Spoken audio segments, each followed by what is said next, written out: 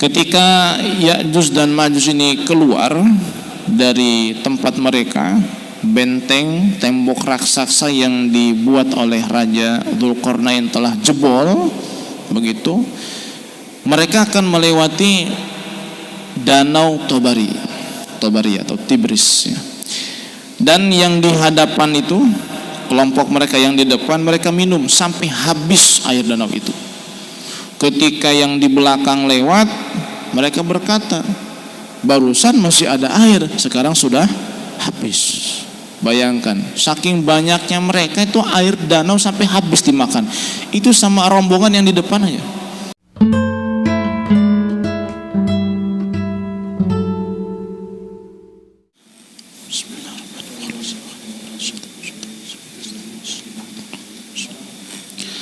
Assalamualaikum warahmatullahi wabarakatuh.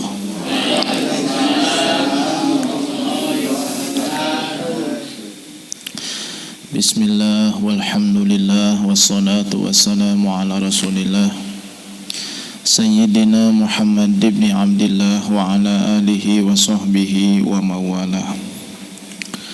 Asyhadu an la ilaha illallah wahdahu la syarikalah wa asyhadu anna sayyidana Muhammadan abduhu wa rasuluhu la nabiyya ba'dah. Nawaitu ta'aluma wa ta'lim wa tadhakura wa tadhkir wa naf'a wal intifa' wal ifadata wal istifadah wal hatha ala tamassuki bi kitabillah wa sunnati rasulillahi sallallahu alaihi wasallam wa du'a ilal huda wa dalalata alal khair ibtiga'a wajhillah wa mardatihi wa thawabihi wa qurbihi subhanahu wa ta'ala wa manawa bihi masyaikhuna wa ma'alim Allah subhanahu wa ta'ala min salihin niyat. As'alullah subhanahu wa ta'ala ayyaj'alana wa iyyakum minal ulama'il amilin al-faizin bi'ilmil yakin wa ainil yakin wa haqqil yakin ma'alutfi wal afiyah. Allahumma inna nas'aluka ilman nafi'an wa rizqan wasi'an halalan katsiran thayyiban mubarakan wa amalan mutaqabbala ya Allah, wa waladan salihan wa umran tawilan wa badalan sahihan wa daran salihan wa shifaan min kulli da'in wa saqamin bi rahmatika ya arhamar rahimin. Allahumma inna nas'aluka al-ilma laduni wal mashraba safil haniya wa habiya guni. Allahumma inna na'udzubika min ilmin la yanfa' wa min qalbin la yakhsha wa min nafsin la tashba' wa min aynin la tadma' wa min da'watin la yustajabu laha. Subhanaka la ilma lana illa ma 'allamtana innaka antal alimul hakim wa tub 'alaina innaka antat tawwabur rahim. Allahumma rzuqna fahman nabiyyin wa hifdzal mursalin wa sur'ata ilhamil muqarrabin. Allahumma la sahla illa ma ja'altahu sahla wa anta taj'alul hazna idza syi'ta sahla. Ya fatahu ya alim alimna waftah alaina futuhal arifin. Wa sallallahu ala sayyidina Muhammad wa ala alihi wa sahbihi wa sallam walhamdulillahi rabbil alamin.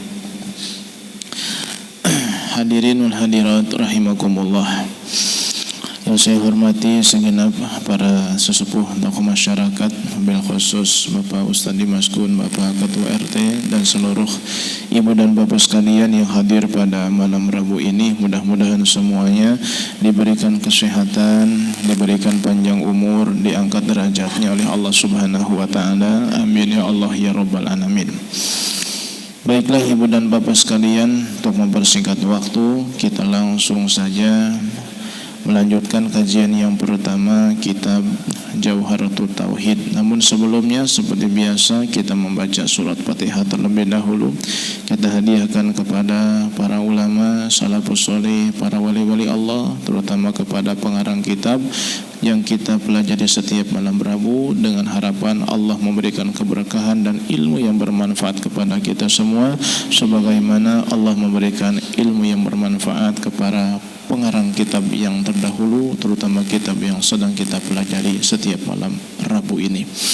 Ila hadratin Nabi Mustafa Muhammadin sallallahu alaihi wasallam, khususan ila hadrati Syekh Ibrahim Al-Laqani wa Syekh Ibrahim Al-Baijuri wal Habib Hasan bin Ahmad bin Muhammad Al-Kab wal Habib Zain bin Ibrahim bin Zain bin Sumayyad wa Sayyidi wa Syekhi wa Murabbi Ruhi Al-Habib Umar bin Muhammad bin Salim bin Habib bin Syekh Habib Bakar bin Salim, ila hadrati Abu Yagam Rabi bin Kiai Haji Muhammad Usman, ila hadrati Abu Yawcatur Tusi wa Rasulihim wa Bulu'ihim wa Jami' Masyayikhi wa Masyayikhihim wa Jami'i Awliya'illah fi غامد عام الله, وإلى حضرة أبي وأمي غفر الله لهم ويولي درجاتهم وعاد علينا من بركاتهم وأمطر علينا غيث كرامتهم شيء لله لهم الفاتحة.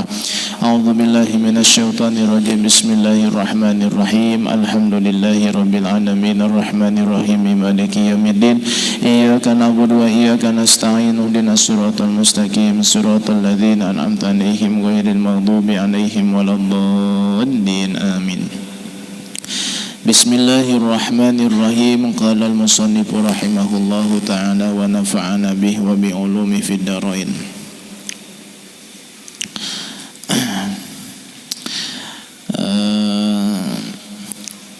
قال حذيفة بن أسيد الغفاري اطلع النبي صلى الله عليه وسلم علينا ونحن نتذكر فقال ما تذكرون قالوا نذكر الساعة قال إنها لن تقدم حتى تروا قبلها 10 آيات فذكر الدخان والدجال والدابة وطلوع الشمس من مغربها ونزول عيسى بن مريم ويأجوج ومأجوج. Kita masih membahas kandungan daripada bait yang ke-103 mengenai tanda-tanda kiamat kubro. Dan di dalam kandungan bait yang ketiga ini dijelaskan oleh Al-Imam Ibrahim Al-Baijuri tentang 10 tanda kiamat kubro yang termuat di dalam salah satu hadis baginda Nabi sallallahu alaihi wasallam, seperti hadis yang barusan saya bacakan, yaitu dari sahabat Hudzaifah bin Usaid Al-Ghifari. 10 tanda kiamat kubro ini, ya, yang pertama adalah munculnya dukhon, asap, ya. Dan itu sudah kita bahas. Kemudian munculnya Dajjal, lalu keluarnya binatang melata, terbitnya matahari dari sebelah barat, turunnya Nabi Isa alaihi salam. Sekarang kita lanjut tanda kiamat berikutnya, yaitu tanda kiamat yang keberapa? Yang pertama adalah asap, 2 Dajjal, 3 keluarnya binatang melata, 4 terbit matahari dari sebelah barat, 5 turunnya Nabi Isa, 6 Ya'juj dan Ma'juj. Ya'juj dan Ma'juj, kullu wahidin min hadaini lafdaini Ya'juj wa Ma'juj. Ya'juj dan Ma'juj itu adalah nama sebuah kabilah, nama suatu suku dari bangsa manusia. Jangan dianggap Ya'juj wa Ma'juj itu adalah monster atau hantu atau jin, bukan. Dia adalah ismun liqabilatin minan nas, satu kabilah, satu suku dari manusia. Wa ma yuqalu fi khilqatihim wa sifatihim mimma yukhayyilu ila sami'ihi annahum laysa min tabi'atil bashari wala ala khilqatin nasi kidbun la aslalah. Adapun yang sering disampaikan oleh kebanyakan orang ataupun kebanyakan ulama ataupun dai tentang fisik daripada Ya'juj dan Ma'juj, kemudian sifat-sifat mereka, yang membuat pendengar ini beranggapan bahwa Ya'juj dan Ma'juj ini itu tidak sama dengan manusia, keluar daripada watak dan tabiat manusia. Seperti dalam sebuah keterangan ada yang menyebutkan bahwa sosok ini ada yang tinggi, ada yang pendek, ada yang kupingnya itu lebar.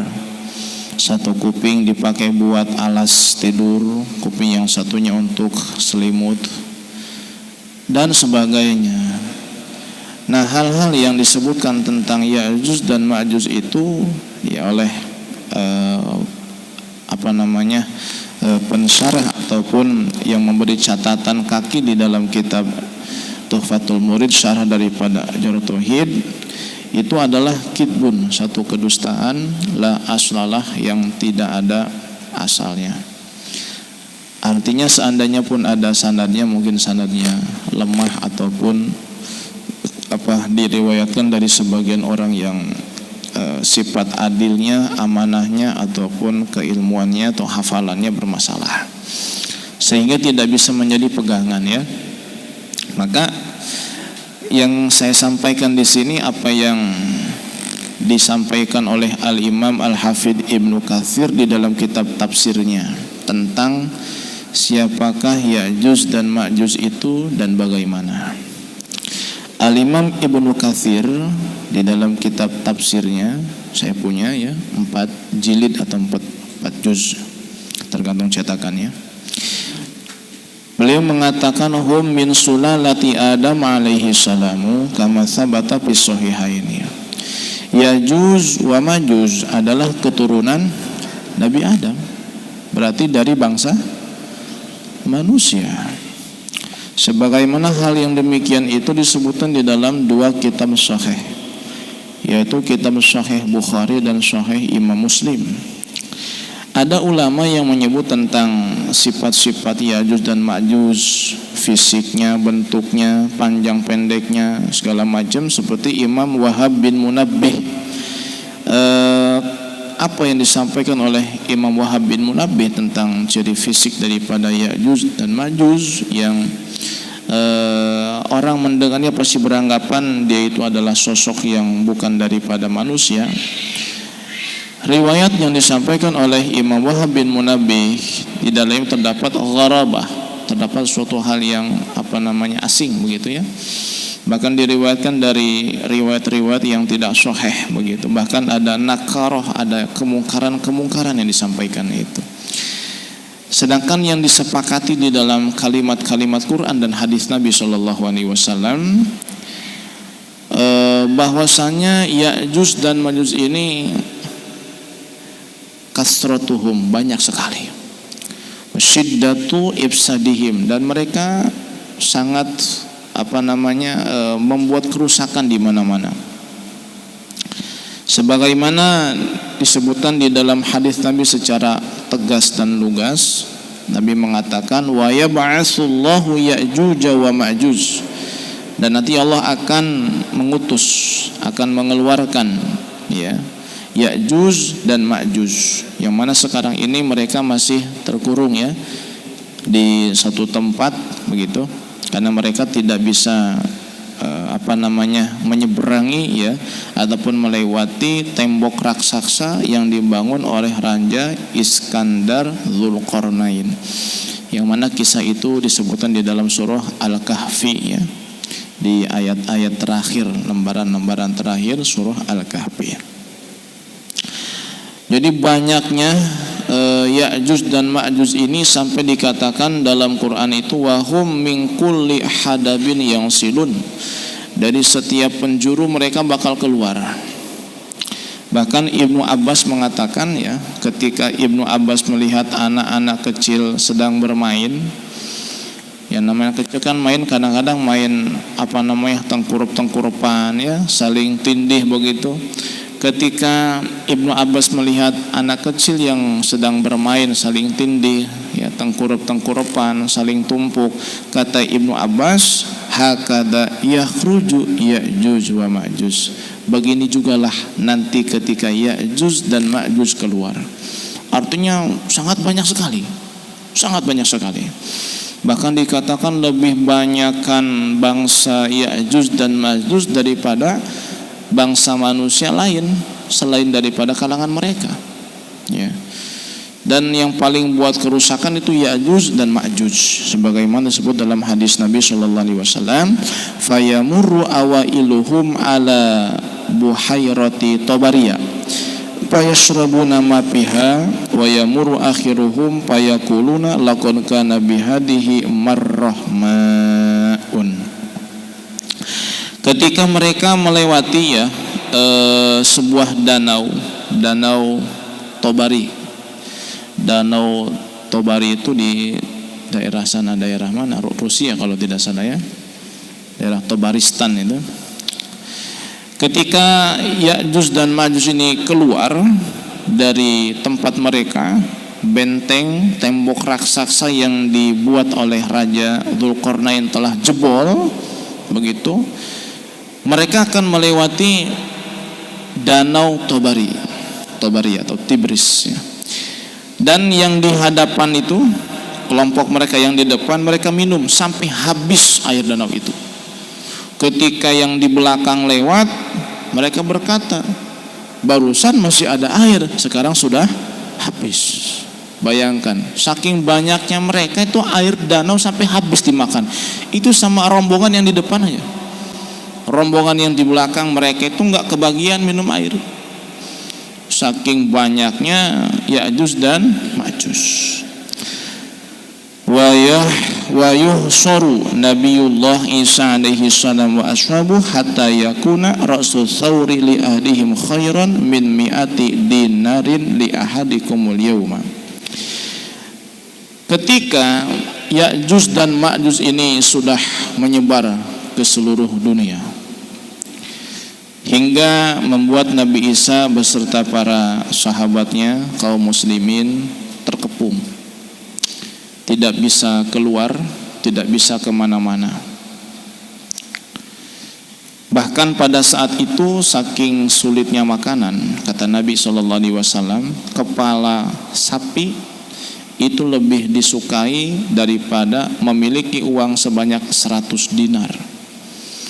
Artinya uang sebanyak itu pada zaman tersebut nggak ada artinya.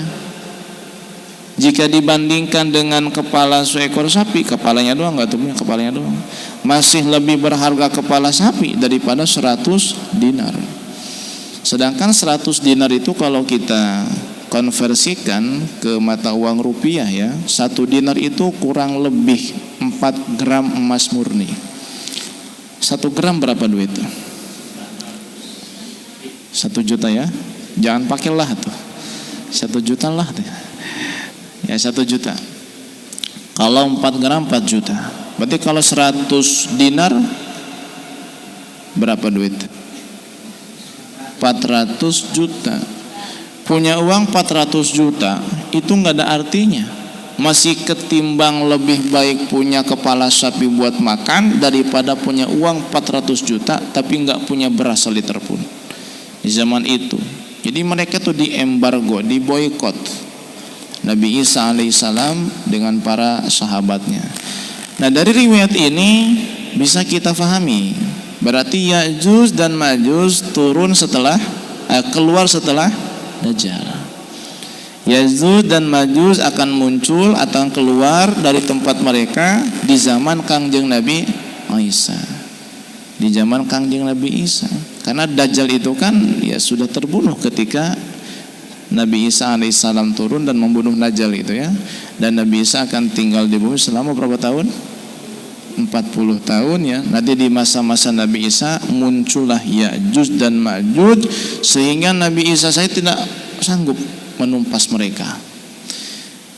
Ya karena memang sudah begitu kehendak Allah. Sebagaimana Imam Mahdi itu tidak bisa membunuh Dajjal, karena memang bukan Imam Mahdi yang membunuh Dajjal. Siapa? Nabi Isa. Begitu juga Ya'juj dan Ma'juj. Jadi jangan beranggapan oh masa iya Nabi Isa tidak bisa menumpas Ya'juj dan Ma'juj, membunuh Dajjal saja bisa. Napasnya Nabi Isa jika tercium oleh orang kafir saja langsung mati, masa iya menumpas Ya'juj dan Ma'juj tidak bisa? Maka jawabannya bagaimana? Memang bukan lawannya Nabi Isa Ya'juj dan Ma'juj itu. Jadi yang membinasakan Ya'juj dan Ma'juj bukan Nabi Isa, bukan dengan perantara Nabi Isa. Dengan apa? Ya nanti begitu ya, disampaikan dalam hadis Nabi begini. Jadi ketika Nabi Isa sudah terboikot, sudah terkepung, sudah diembargo oleh Ya'juj dan Ma'juj, maka Nabi Isa alaihi salam yalghabu Nabiullah Isa alaihi salam wa ashabuhu ila Allah ta'ala fayursilullahu alaihim naghafa fi riqabihim fayusbihuna farsa kamauti nafsin wahidatin. Nabi Isa dan para sahabatnya munajat kepada Allah. Mereka berdoa kepada Allah Jalla Jalaluhu wa ta'ala fi'ula agar Allah Subhanahu wa ta'ala menyelamatkan mereka daripada kejahatan Ya'juj dan Ma'juj. Allah pun mengabulkan doa Nabi Isa. Maka Allah kirimkan naghaf. Naghaf itu adalah dud yakunu fi unufil ibli wal ghanam, ulat yang ada di hidungnya unta dan kambing. Tuh, di hidung kambing, di hidung unta suka ada ulat. Ulat semacam itulah yang disebut dengan naghab, yang nanti Allah akan kirim kepada Ya'juj dan Ma'juj semuanya, sehingga mereka Ya'juj dan Ma'juj dalam waktu yang singkat mati semuanya. Mati setelah kesombongan mereka, setelah kerusakan yang mereka buat di muka bumi. Dan begitulah sering saya sampaikan akhir daripada cerita orang-orang yang sombong. Ya'juj dan Ma'juj dengan kesombongannya sampai mereka mengepung Nabi Isa alaihi salam. Nabi Isa kekasih Allah, Nabi Isa berdoa, Allah kirimkan ulat. Allah kirimkan seekor binatang kecil yang membinasakan Ya'juj dan Ma'juj hingga membuat mereka seketika mati semuanya. Mati itu sudah selesai kisah Ya'juj dan Ma'juj. Summa yahbitu Nabiullah Isa alaihi salam wa ashabuhu ilal ardi. Nah, setelah Ya'juj dan Ma'juj mati semuanya, Nabi Isa dan para sahabatnya turun gunung. Jadi mereka itu bersembunyi di mana? Di gunung ya, tidak turun karena mereka takut. Dan ini salah satu alternatif ataupun pilihan ketika Ya'juj dan Ma'juj itu muncul, maka salah satu tempat berlindung adalah ke gunung ataupun ke bukitnya. Ya, cuman kita kayaknya nggak nyampe sama ya, kayaknya nggak nyampe ke zaman Ya'juj dan Ma'juj, kayaknya nggak nyampe begitu. Ya, semoga tidak sampai ya, naudzubillah min dzalik ya. Ketika Nabi Isa turun dengan para sahabatnya, maka tidak ada di permukaan bumi tanah sejengkal pun melainkan dipenuhi oleh bangkai Ya'juj dan Ma'juj. Bayangin, Pak. Artinya banyak begitu bergeletakan, gak ada di tanah sejengkal yang tidak dipenuhi oleh Ya'juj dan Ma'juj. Saking banyaknya begitu. Dan otomatis apa yang terjadi? Bau bangkai. Bingung Nabi Isa ini bagaimana nih? Sudah enak, sudah berterima kasih, sudah merasa tenang, Ya'juj dan Ma'juj Allah binasakan. Ternyata ada masalah baru. Apa masalah baru? Bangkainya bagaimana ini? Wah, doa lagi sama Allah. Fayarghabu Nabiullah Isa alaihi salam wa ashabuhu ilallah fayursilullahu tayran ka'annakil bukhti fatahmiluhum fatatrahuhum haitsu sya'allah. Tsumma yursilullahu mataran la yakun minhu baitu madarin wala wabarin fayagsilul arda hatta yatrukaha kazzalaqati. Nabi Isa dan para sahabatnya berdoa lagi kepada Allah. Allah pun mengabulkan doa Nabi Isa. Allah mengirimkan burung-burung yang lehernya itu seperti unta. Burung-burung yang lehernya seperti unta. Lehernya saja seperti leher unta, apalagi burungnya gede berarti. Burungnya gede, anggaplah kayak unta lah burungnya begitu, terbang. Dan burung-burung itu pun kemudian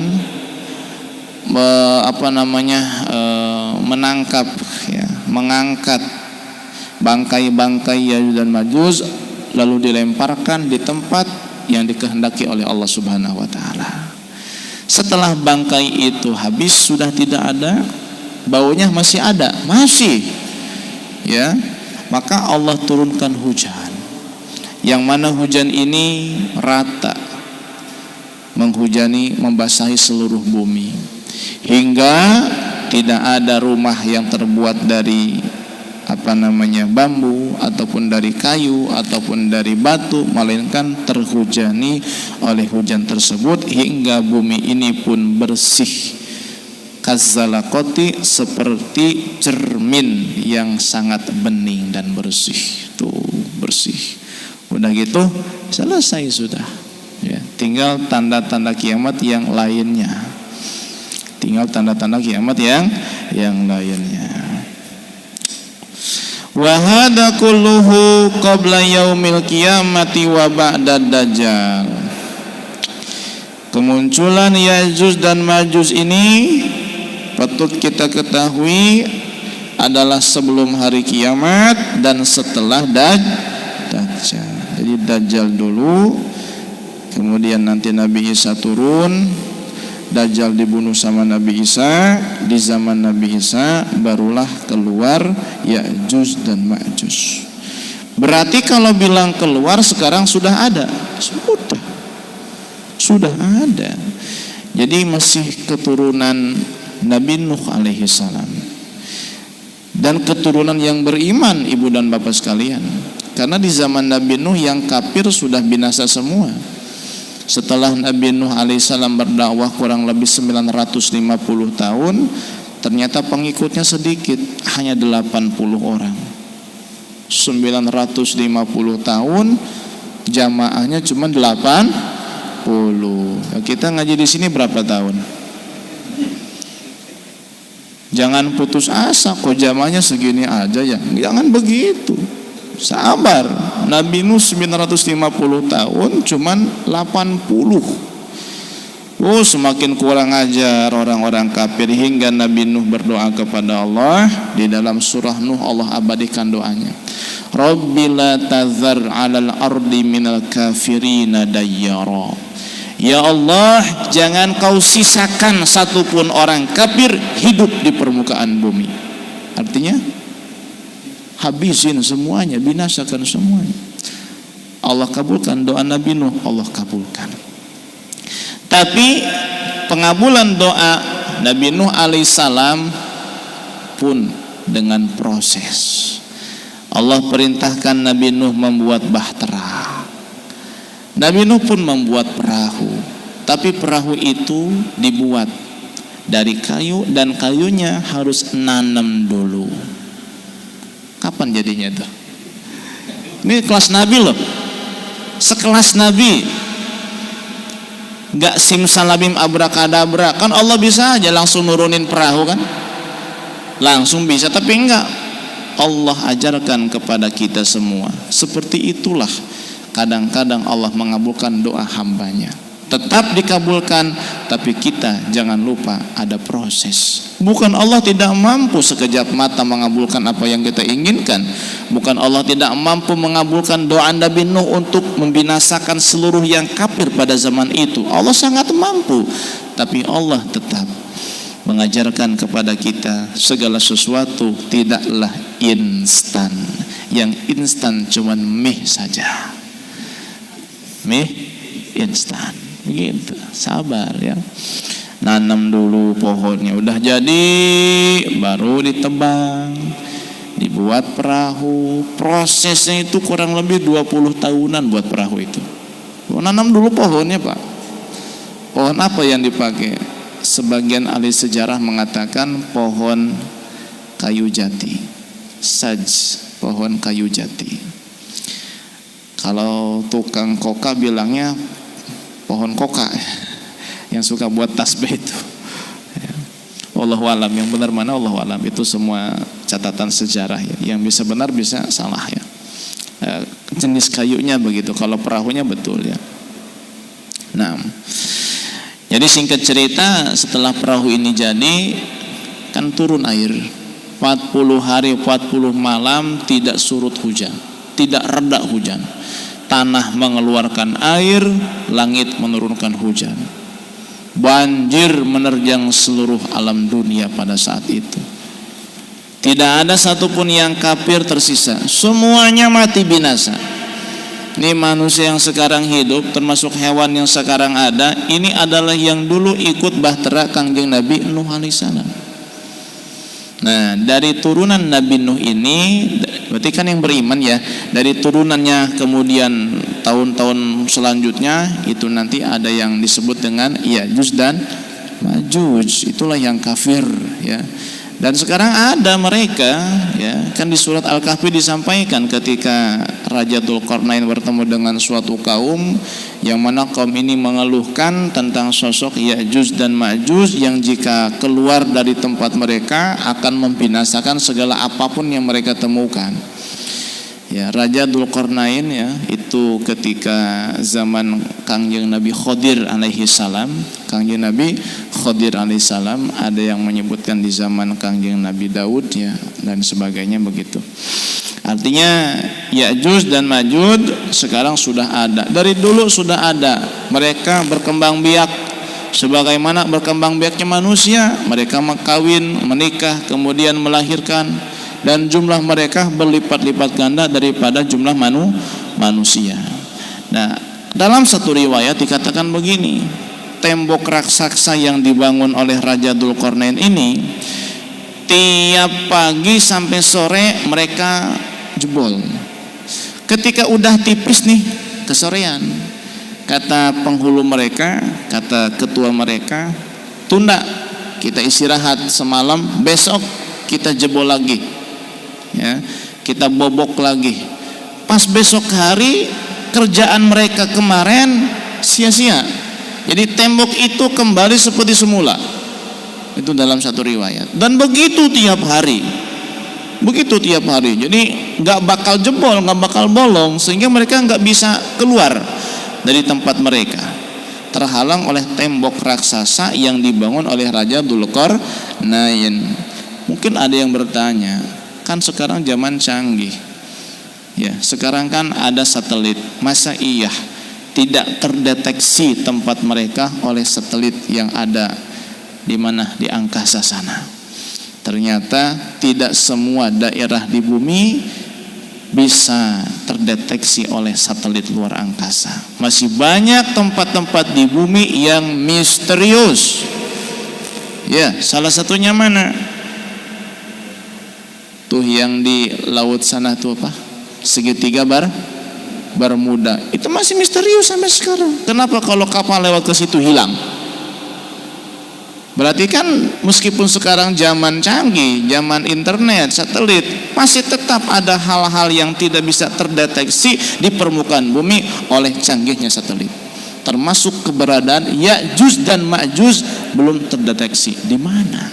Hanya dugaan-dugaan saja. Sebagian mengatakan ada di perbatasan antara Pakistan dengan negara apa begitu ya. Ada yang mengatakan di Turki, wallahu alam di mana keberadaannya, wallahu alam bishawab. Yang penting kita meyakini karena ini dalam Quran ada. Gimana dalam Quran itu? Gimana? Wa kana wa'du rabbi haqqan. Ya, jadi janji Allah itu akan terjadi pasti ya. Ketika Ya'juj dan Ma'juj sudah tiba saat waktunya, faida jaa amru rabbi, ketika telah datang janji yang telah ditentukan oleh Allah Subhanahu wa taala, maka Ya'juj dan Ma'juj akan keluar dari tempat mereka. Wahum min kulli hadabin yang silun, mereka akan memenuhi seluruh penjuru bumi. Mereka akan keluar dari setiap pelosok dan daerah sampai memenuhi bumi. Itu Ya'juj dan Ma'juj. Ya, sangat mengerikan sekali ya. Selanjutnya tanda yang ke berapa nih? 7. Wasalah satu khusupin, 3 gerhana bulan akan terjadi dalam waktu yang berdekatan. Khasfun bil masyrik, gerhana bulan yang pertama terjadi di sebelah timur. Wa khasfun bil maghribi, lalu gerhana yang kedua terjadi di barat. Wa khasfun bi jazilatil Arab, dan gerhana yang ketiga terjadi di jazirah Arab. Ada yang mengatakan khasfun di sini bukan gerhana tapi longsor, ya. Dan semuanya mungkin terjadi. Longsor yang disebabkan oleh gempa, kan pernah kita bahas juga, salah satu tanda kiamat itu adalah banyak terjadi gempa. Salah satu tanda keluarnya Imam Mahdi banyak terjadi gempa di mana-mana, ya. Jadi boleh diartikan gempa di sini atau diartikan gerhana, ya, khusuf di timur, di barat, dan di jazirah Arab. Wa akhiru dzalika takhruju minal Yamani. Nah, yang terakhir nanti berarti yang tadi itu yang ketujuh dihitungnya 3 tuh, ya. Di timur, barat, dan jazirah Arab. 9 sudah tuh berarti. Terakhir adalah api yang keluar dari negeri Yaman. Tatrudun nasa ila mahsyarihim, yang akan menggiring manusia ke tempat perkumpulan manusia, yaitu di mana? Di negeri Syam. Dan api ini pertama kali akan keluar dari negeri Aden, salah satu kota di Hadramaut, ya. Dan orang-orang ini akan digiring semuanya ke mana? Ke negeri Syam. Yang mana di negeri Syam itu manusia semua akan dikumpulkan. Dan yang pergi ke negeri Syam ketika api itu keluar, ada yang dengan sukarela, karena ini adalah hadis Nabi Sallallahu Alaihi Wasallam. Ada yang karena terpaksa, dan api itu selalu mengikuti manusia. Jadi nggak mau api itu berpisah dari manusia. Kemanapun manusia pergi diikuti oleh api tersebut, dan akan mengarahkan manusia ke negeri Syam. Hingga ketika manusia itu tidur, api ikut bermalam bersama mereka. Ketika manusia jalan, api itu ikut jalan. Pokoknya hal-hal yang aneh menakjubkan akan terjadi menjelang kiamat nanti, ya. Termasuk di antara kiamat kubra adalah Rabbul Quran, diangkatnya Al-Quranul Karim dari mushaf dan dari dada. Nanti Quran itu tinggal kertasnya aja. Ketika dibuka nggak ada hurufnya, hilang sudah. Hilang sudah. Hafalan Quran dalam hati hilang. Jangankan Al-Quran 30 juz, basmalah pun hilang dalam hati. Allah angkat. Allah angkat. Jadi nanti Quran mushaf tinggal lembaran kertasnya saja, yang ada di dalam dada, dalam hati, hafalan hilang semuanya. Ini menjelang kiamat nanti. Kemudian kharabul Ka'bah ba'da mauti Isa ala yadil Habasyah. Nanti setelah Kangjeng Nabi Isa wafat, ya, setelah 40 tahun ia memimpin alam dunia, memimpin umat Islam. Setelah Nabi Isa wafat, nanti Ka'bah akan dihancurkan oleh seorang laki-laki dari negeri Ethiopia, Habsyah ataupun Afrika. Dan pada saat itu nanti banyak penduduk bumi yang kembali kepada kekufuran, banyak yang murtad. Dan tanda-tanda kiamat ini ternyata kalau kita simak lebih daripada 10. Kalau digabung dengan apa? Dengan diangkatnya Al-Quran, hancurnya Ka'bah, dan nanti yang memimpin umat Islam setelah Nabi Isa itu adalah seorang laki-laki dari kabilah Tamim yang bernama Maq'ad atau Muq'id, ya. Begitu. Dan seterusnya, ya. Tanda-tanda kiamat yang begitu banyak ini diseumpamakan butiran-butiran tasbih dalam untayan benang. Tahu tasbih? Tasbih itu, ya, ada benangnya. Ini kalau benangnya digunting, yang terjadi apa? Satu persatu berjatuhan. Tanda-tanda kiamat kubra begitu. Kalau satu sudah muncul, yang lainnya akan muncul bermunculan begini, terus datang, silih berganti. Kayak itu untayan tasbih dalam satu benang.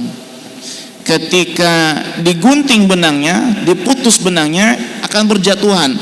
Dan itu kan nyambung terus, satu jatuh, yang kedua, terus sampai habis. Begitulah tanda-tanda kiamat kubra. Ketika sudah muncul satu, taruhlah misalnya muncul Imam Mahdi wassalam. Nanti akan bermunculan selanjutnya tanda-tanda kiamat yang lain seperti terbit matahari dari sebelah barat, terus bermunculan hingga ujung-ujungnya adalah kiamat kubro. Mengerikan sekali. Semoga kita diberikan kekuatan iman dan Islam, ya. Allah berikan kita keselamatan, Allah berikan kita rasa aman, ya, kebahagiaan dunia hingga akhirat, ya. Karena kalau kita mempelajari ini berarti insya Allah bertambah yakin keimanan kita bahwasanya memang hidup di dunia bukanlah tempat yang abadi dan selama-lamanya, dan setelah mati ada kehidupan yang abadi, yaitu kehidupan alam akhirat, dan disitulah setiap manusia akan dimintai pertanggungjawaban oleh Allah Subhanahu wa ta'ala. Wa wajibun wallahu a'lam bissawab.